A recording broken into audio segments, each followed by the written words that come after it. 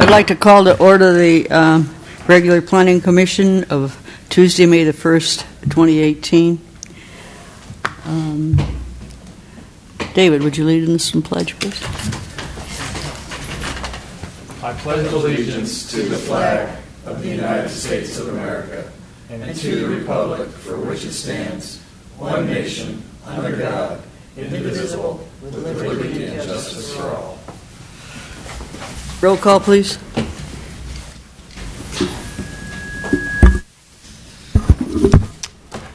Commissioner Knudsen? Present. Commissioner Pont? Here. Commissioner Monette is absent. Vice Chair Hardy? Here. Chair Kistner? Here. Next item is a public forum. This is an opportunity for the public to address the Commission on items of interest to the public that are not on the agenda. Because of restrictions imposed by the Brown Act, the Commission may not engage in any decision nor take any action on matters not described on the agenda. Please observe the time limit of 3 minutes. Open public comment. No public comment. Closed public comment. Number 4 is the consent items. Members of the Commission or the public may ask that any item be considered individually for purposes of considering alternative action for extended discussion or for public comment. Unless that is done, one motion may be used to adopt all recommended actions. 4.1 is approval of the minutes of April 17th. Could you please pull 4.2? Thanks. Sorry. I beg your pardon? Could you please pull 4.2, please? Yes. Chairperson, I want to thank pull you. that also. All right. Do I hear a motion to approve the minutes of April? So moved. Second. Roll call, please. Commissioner Pont? Yes. Vice Chair Hardy? Yes. Commissioner Knudsen? Yes. Chair Kistner? Yes.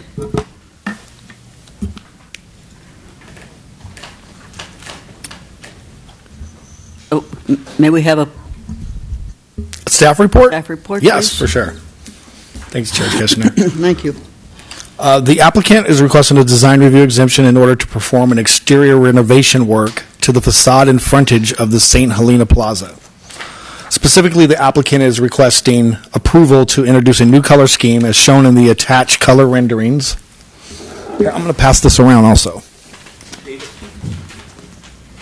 I think you guys have a version of that in your agenda, though.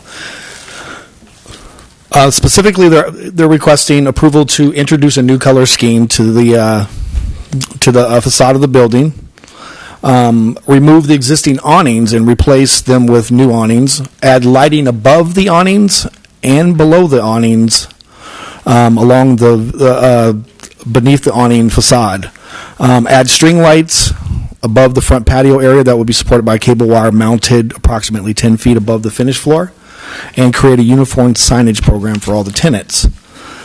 One of the elements to this project staff wanted to signal out and condition very specifically was the lighting. And since the project is expected to create some sort of light spillage onto Main Street, it will be conditioned to minimize trespass and glare, in particular as it is prescribed by Municipal Code Section 17.164.070. The applicant will submit a finalized indication of exterior lighting adequate to determine its character and to enable review of possible hazards and disturbances to the public and adjacent properties. It is expected that all new lighting shall adhere to and not exceed the measurements parameters that are shown in the photometric study, which is provided by the applicant. And I believe it's on page 5 of the, there you go, of the plan set. Also, there may be some question as to the work that is currently being performed at that location, and it should be noted that this work is not part of this request, and that the property owners have pulled 2 permits to perform said work. One is a building permit to remove and replace pavers and concrete. It's some ADA work and some railing work, and they have pulled a building permit for that. And the other one is an encroachment permit to close and reroute pedestrian traffic during construction hours to accommodate construction for the permitted work. If there's any specific design review questions that are beyond my scope or involvement in this project, I believe there is a representative here for the applicant that could answer anything along those lines if needed. Oh, You have any questions of staff? You want to have any questions of staff? I do have one, since this has been brought up. Your light study doesn't seem to indicate anything above. Are all these lights shielded? Yes, I believe they are shielded. I believe the Even the hanging lights? I believe so. On page 4, there's the lights are Okay. String lights don't incorporate specific lenses or cutoffs, but it's typical for a photometric study to show the foot candle power of the lighting at the ground level. That's typical for photometric. Right. So I'm curious about what's going on above. Yeah. In other words, are we adding to the light pollution that's generally gotten to be a problem in America by not having these shielded? I'm Steve Robertson. I can answer that. The lights above come out from the building and simply shine back on the awning.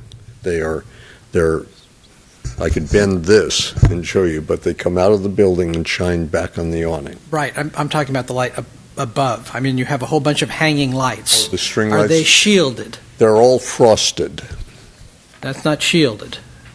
That's I can't frosted. tell you the technical details. I believe the photometric study showed that it produced 0.56 lumens, and that was all. I believe that. I could be wrong. I'm not a lighting expert on that. They just show a little hanging bulb. That's right. Yeah, the drawing just shows a hanging bulb. So I'm curious about light pollution above, not below.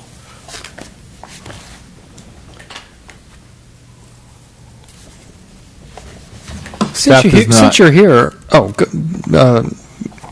staff is not aware of any formalized mechanism by which ambient lighting would be able to be measured and quantified in a number that would be provided to the commission. Since you're here, why don't you tell us a little bit about what has encouraged you to do this upgrade to the canopies and to the lighting of the area? When we originally became involved in the project approximately 8 years ago, we wanted to do this then primarily to upgrade the appearance and to comply with ADA, because the project is nowhere near ADA compliant. We had a corporate partner. They refused to spend the money because of the recession. We have since piecemeal gotten them out, and it's now controlled by 4 individuals. We intend to own this. As far as I'm concerned, my grandchildren will own it. We want to do what is the right thing. So what's going on right now is we're removing all of the paving from the sidewalk line in.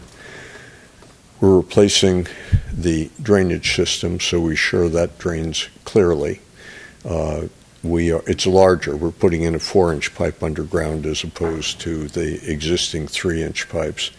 We're complying with all of the handicap slope. There have to be 2 ramps, and we have a railing system that is going in that will be very attractive, that will also allow all of the exterior seating for the restaurants for their alcoholic beverage service to comply with the ABC laws. And we're providing now with awnings that don't, I don't find it a very attractive appearance of the awnings that have existed or the hobnob signage that has existed. So we designed the awnings that presently will only come out 2.5 feet rather than the 6 feet and 7 feet that some of them come out now. And then the restaurants will simply have umbrellas for their tables and chairs that are exterior. We will be enforcing the signage, which will only be on the awnings themselves. That's how the lights will come back and shine on that. And we are intending to paint and replace the awnings. And we're doing a number of smaller upgrades, landscaping, pots. We have to work with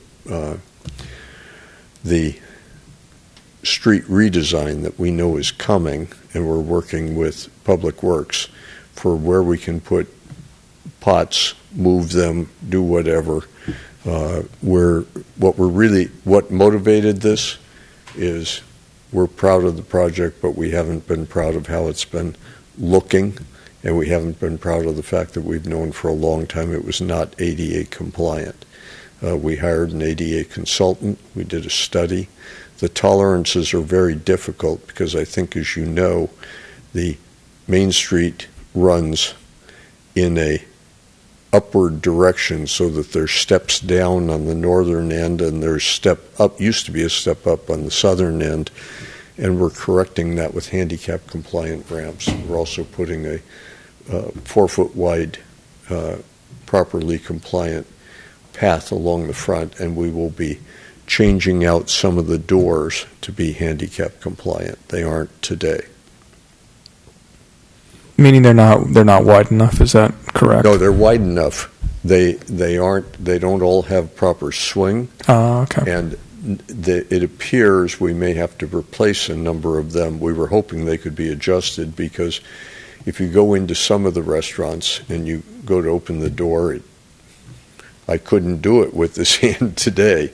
It's a hell of a lot more than 5 pounds of pressure. So those that cannot be adjusted to 5 pounds of pressure, we'll just have to buy the tenants new doors. Yeah, the Sogni door has always been really... I'm sorry? The Sogni di Dolce door has always been really sticky. Yes. And yet their doors are in compliance, but we've talked to them about that, and they're going to replace one of those doors themselves because it has been sticky. You'll also notice that by ADA rules, you have to have a 10-foot plate on the bottom, and only 4 of the doors, I think, have been retrofitted for that out of the 9. So tell me, that sounds all fantastic. Tell me about the string lighting and your inspiration for also including that in the project. I'm curious. It's incredibly attractive, and we do not think it will be offensive or create any huge ambient light. It's one of the things that the tenants asked for. It's one of the things that we've done at our residence. I mean, it's a really nice, pleasant component. We kept it low. Some of it will be below the awnings, but it'll be above the umbrellas. And we're prepared to do what has to be done to make it work, but we think it'll work as it is. The property itself right now is extremely dark at night, and we need more lighting. We don't think that anything we're doing here is going to be offensive or create ambient light that's going to create a problem, especially with the city's streetlights. Thank you. And staff would just add, due to the similar concerns, the project has been conditioned, and you can see condition 24, that the city reserves the right to require removal or modification of lighting elements included in the approval, should they be deemed a nuisance or impact health, safety, or welfare of the city. And I do believe that you're going to control the type of signage that the tenants put up. We are going to. Yes, I've I would told hope so. each of our existing tenants, and in the new lease documents we're using, we have total control. Thank you. Any more questions? Do I hear a motion? Well, I'm actually pleased they're doing this, spiffy up that building a bit, so I will move the project. David? I'll second. No, Sure. he didn't. He just made comments. Would you Oh, like? I thought you were making a motion. I did say I'll move it, didn't I? Didn't I? No. Yes. Second. Roll call, please. Commissioner Pont, Yes. Commissioner Knudsen, Yes. Vice Chair Hardy, Yes. Chair Kistner. Yes. Good luck. I eat there quite frequently, so I'm anxious to see it. I assure you it's going to be much more comfortable when we're done with this, and Thank much you very more much. attractive. Good luck. Thank you.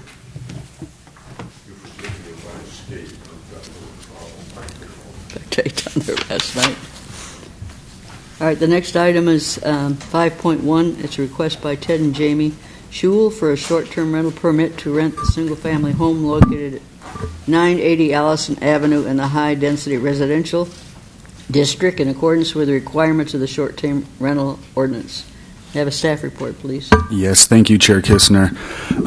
So 5 of the city's 25 short-term rental permits have become available due to a variety of circumstances, including the denial of a renewal, expiring permits, and homes being sold, as the permits are non-transferable. In accordance with adopted short-term rental policy, staff is currently working through the waiting list in an attempt to find local residents to fill the available permit space. And we'll keep having to do this until the 25 permits are filled. Short-term rentals are permitted use with an approved permit within the HR district. The applicant is a city resident. Their primary residence is at 1213 Stockton Street and have owned the home at 980 Allison for approximately 4 years. The proposed STR location has 2 required off-street parking spaces and is 5 bedrooms or less. It is a 3-bedroom home as required. In this case, the applicant is an ideal candidate for a short-term rental permit, as the application meets all criteria established by the City Council for a preferred permit holder. And the city would benefit from the TOT revenue collected from an active short-term permit holder. As is noted in the staff report, the Commission has expressed concern about STR clustering in the past. This proposed STR is located in the same general area as a few other STRs, and we have a map that represents that. As far as correspondence or opposition is concerned, we did receive 2 letters of opposition in regard to this application, and they were attached to the staff report. The commenters are concerned about the degradation of the neighborhood, loss in property value, loss in available rentals, parking, traffic, and too many short-term rentals in the area. Staff is recommending that the Planning Commission determine that the project is exempt from the requirements of CEQA pursuant to Section 15061 and accept the required findings and approve a short-term rental permit at 980 Allison Avenue. I'm happy to answer any questions you may have. The applicant and their representatives are here if you have any questions of them as well. Anyone have any questions of staff? I have one. What's our current annual TOT from short-term rentals? I believe it's in the $200,000 a year range. And it goes directly into the general fund currently. It's approximately $200,000. I have not pulled that number recently. I will have that number for the budget next week, but I do not have it. But it's approximately in the $200,000 range. Vice Chair Hardy, at the SHAPE committee focus groups last week that I attended one, Mark Presswich, our city manager, indicated, just to give a sense of scale, that the TOT from Los Alcobos should be about $1.5 million a year. So that just sort of gives you a general range. I think he was asking about the money from the short-term rentals. Right, exactly. But I just would, for comparison purposes. Thank you. Any more questions of staff? Would the applicant like to speak? The TMC, but the TMC is like 12%. So you're talking just shy of $2 million for rentals. Thank you, Commissioners. My name is Ted Shuel. I'm the applicant. Longtime Bay Area resident. Got sent out here from Indiana back during the Vietnam War, stationed at Presidio. Thought I'd died and gone to heaven when I found out there was someplace besides Indiana. Fell in love with the Bay Area. Been here for a long time. We love St. Helena. We think we're an ideal applicant. We've owned our home for about 4 years. We live in it in the wintertime, and we have been building in the summer. And it's been rented on a long-term basis, following all the rules and regulations. There's never been a problem or complaint from a neighbor. Suzanne is our property manager, has been since day one. This is a neighbor, Greg, who lives directly across the street from me, who would like to say a few words about the renters that we've had and what's going on in the property. And I'm happy to answer any questions that you might have about our home or us.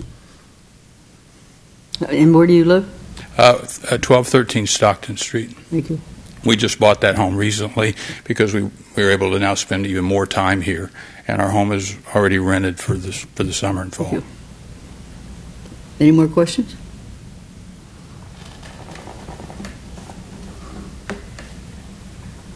Lester? Would you like to open the discussion, John? There was one more comment, public comment. Oh. Hi, my name's Greg Neal. I do live at 1010 Allison Avenue, like literally 20 steps across the street. Like, it's not even across the street. If you guys know this cul-de-sac, it's 5 houses, and literally I am the one that's directly across. And if there's any house that's most impacted by what's about to happen, it's me. But I want to come here, and actually that's a huge testament to Ted and Jamie. They put in the best rental people in there. They actually screen them really, really well. I've gotten to know them. I've got to know their applicants. I'm one of the restaurant managers at Farmstead Restaurant. Their people come in. They support the community. They come in. They're really, really nice. They work in the community. They support the community. Everyone that's come in through Ted and Jamie's house has been absolutely phenomenal. Ted and Jamie literally call from time to time, make sure that everything is great at the house. They are phenomenal house owners and renters. So just as this is me totally endorsing them and their application for this. I'll just say a quick word. My name's Suzanne Nicholas. I live at 1544 Hudson Avenue. I am also a property manager for Jackson and Sandra Carr at 1172, and they hold a short-term rental permit. So I got to know the Shuels about 3 years ago, and their intention was to move into the house on Allison Avenue, but things required their attention back in Indiana, and so they decided to put it up for long-term rental, and we found some folks that have now come several times in a row for 4 to 5 months each time. In the meantime, they have purchased and are now moving their life back here full-time into the home on Stockton. Because I live on Hudson Avenue, I'm obviously very close. I can and do respond very quickly if there's any sort of upset. I also have some just personal experience with the short-term rental, having lived 2 houses down from one of the largest in-town short-term rentals that St. Helena has on Hudson Avenue. And as a resident in my home for this July 1st will be 14 years, there have been times where, there's been rowdier groups than others, but it's just a part of our wonderful world as far as I'm concerned in the Napa Valley. However, the Shuels have never had any sort of incidences, and as Greg has mentioned, they do a great job screening, as do I. I welcome the guests. I meet them in person. I touch base with them during their visits. So there's a lot of hand-holding and caretaking to the property. Any more questions of the applicant? Open public comment. Is there any additional public comment? Closed public comment. John, would you like to start the discussion, please? Yeah, I have a couple of concerns. I don't know how big they are. The first one is that a short-term rental is a different kind of animal than month at a time. You get a different spectrum of people that want to do different things, so I don't think they're comparable, what I'm trying to say. Nonetheless, if you do a good job, great. My other concern is that I'm following up on previous planning commissions that expressed some concern about clustering. This puts 5 short-term rentals within about a 2-block radius. I'm a little concerned about that because people model what they see. And 5 short-term rentals in a close area might lend itself to some unfortunate modeling behaviors. But that's about as far as it goes. I'm undecided what to do with this one based on the clustering concern, frankly. And we have no density requirements in our statutes. I haven't seen anybody yet, although that's probably available in the literature, that just means I haven't seen it, do a study of clustering of short-term rentals to see what sort of behaviors that generates. I imagine that study's been done. I just haven't seen it. But that's where I've got a concern, is 5 short-term rentals in a close space.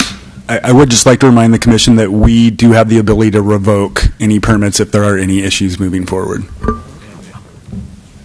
Commissioner Hardy? Well, I do have a question for staff, probably not really on point, but I'm going to ask it anyway.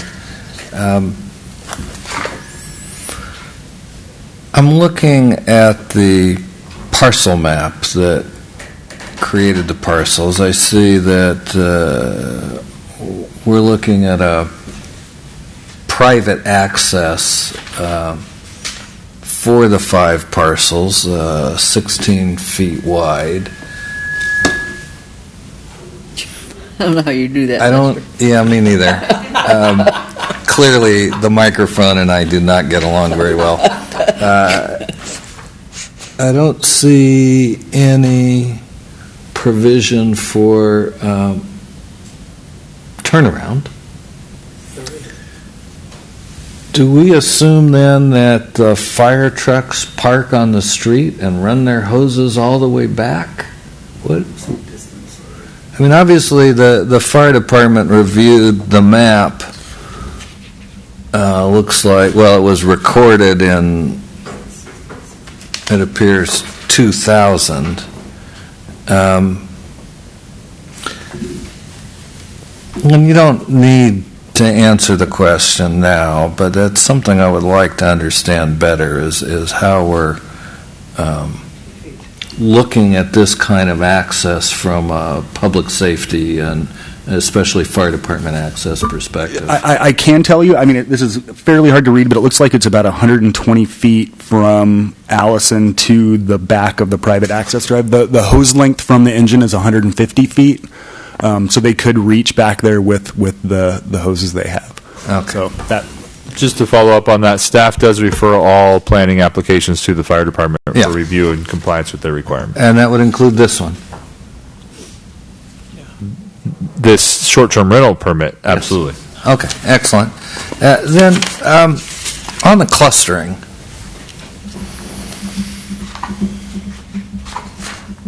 a couple of things come to my mind that I think are relevant. One, the number of available permits suggests that the way in which the ordinance is constructed, with nothing transferable upon sale and permits terminable or revocable for cause, there is a fairly high rate of turnover in the entitlements. We don't see anything. There's no way to compare it with a use permit situation because use permits run with the land. But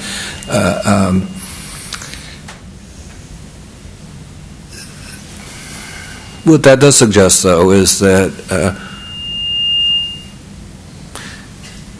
clustering is, in some sense, temporary. I don't know that it's desirable. I doubt that it is, but it's not a permanent effect. And in any event, it's unregulated, and I'm reluctant to create a new rule by planning commission policy when the better course would be for the council to amend the ordinance if the council shares the concern. That's really all I have to say. Thank you. So, I have just a couple comments on this. One is, I'm very familiar with that development. I think it's maybe 7 years old, something like that. I know a couple of people that have actually lived in it, and it is, as one of the neighbors who's commented about it, it's really difficult to get in and out, and many people do end up parking on the street. And so, it's approved, it's a permitted use, et cetera. But in terms of short term, people come in, they leave, they come in, they leave. It's a slightly different game than a longer term rental. And I think to me, it seems like we're concentrating.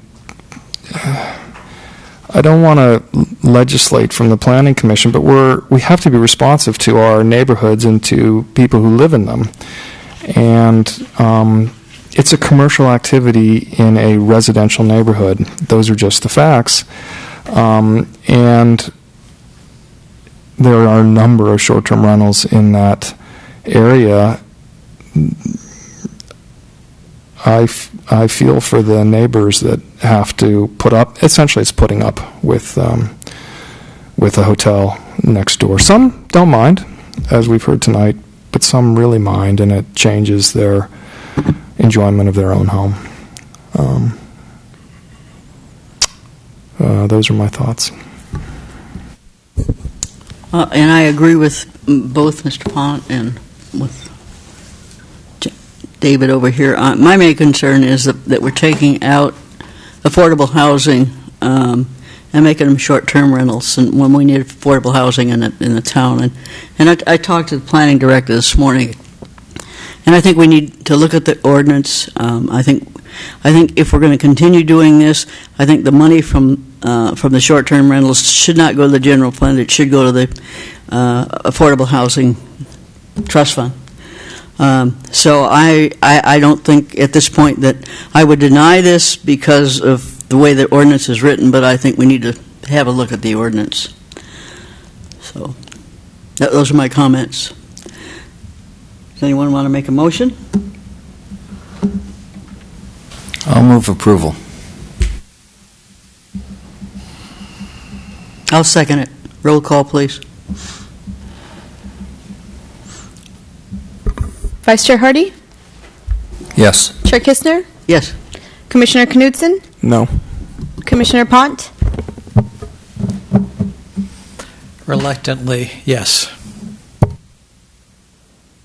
Thank you very much. Thank you.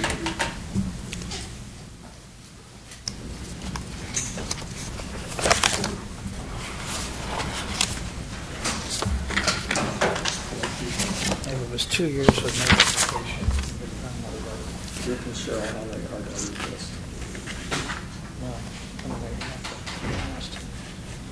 I guess we have an agenda forecast. That's about it, huh? That's correct. Okay. So the commission and the public will see, we did continue an item for review next meeting. There will be a parcel map, tentative parcel map on the next agenda. In addition, it's worth noting that today is the end of the general plan scoping period. The comments were due today by 5. If anyone has any comments they weren't able to get in by 5 o'clock, please send them. I will accept them all the way until I get to work tomorrow. We also completed our ADU survey. The commission will recall during the discussion of the F4 area ratio, there was kind of some interest in getting some additional information regarding ADUs. Ms. Gamero worked tirelessly on that process. We drafted a survey. We sent it out to a number of known ADU property owners and folks who have had ADUs approved. We also published it and sent it out on the e-news, the city's e-news system, and I am happy to report we've had over 250 responses. And so we're now collating those and putting them into basically statistical methodologies for the commission to understand. We'll be bringing the results of that back for a future discussion item. I do imagine we will be asking to make some changes to the ADU ordinance just because there was some question as to some of the codified language, and also the state continues to make changes to their law and interpretations of their law. So I do imagine we will be bringing that back. I don't have a timeline for it, but we will bring you the information to inform your floor area ratio discussion. I also would like to remind the Planning Commission and the public at home that our budget hearing, the City Council's budget hearing, is May 9th. Next week at 9 a.m. in the morning it starts, so there's more information available on the city's website, but please be aware of that. And then also it's worth noting that our next agenda is relatively heavy. And I know that we have 2 commissioners who are unable to attend. So the remaining commissioners, please keep me informed of your ability to attend, and then your status, and then if any of the commissioners are interested or able to participate by phone, please contact me and we'll work out the details on how to do that. But we will be having a discussion on the sign item, the sign ordinance changes, which is critical that be reviewed and acted on by the commission, the recommendation, because it affects election signs, and we are currently out of compliance with the law on our sign ordinance and need to get that to the council in time for the election. So that's critical. And council and commission, and the public should be aware of that. With that, that concludes my department report, and I'm available for any questions if there are any. When you say we're out of compliance with the law, is that because we have an unconstitutional sign ordinance? That's exactly right. Thank you. And additional question, Director Hausch, are you trying to get this by the current election, which is coming up very shortly, to get it into compliance? Is that the intent, or the November election? The November, not the June. It's impossible to meet the June election, so some folks may have noticed that some of the signs around St. Helena may not be 100% in compliance. We're following direction from our attorney and working on getting the ordinance into compliance before we work to enforce. Makes sense. Thanks. That's it. Meeting adjourned.